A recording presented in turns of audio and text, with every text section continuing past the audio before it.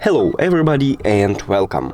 In this video I will show you how to make hard reset for your headphones TOZO HT2. First of all, make sure that your headphones is turned on, and after that press and hold volume up and volume down button at the same time for at least 8 seconds. This light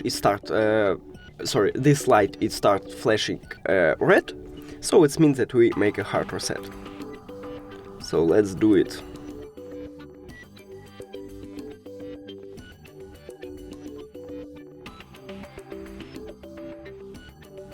Cool.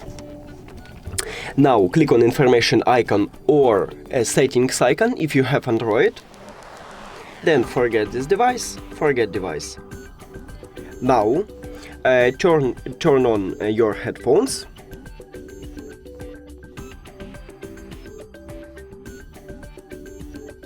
And add it. And we just did it. Thank you for watching this video. If you found it helpful, please consider subscribing to channel and leave the like on the video. It's really important to us. See you later.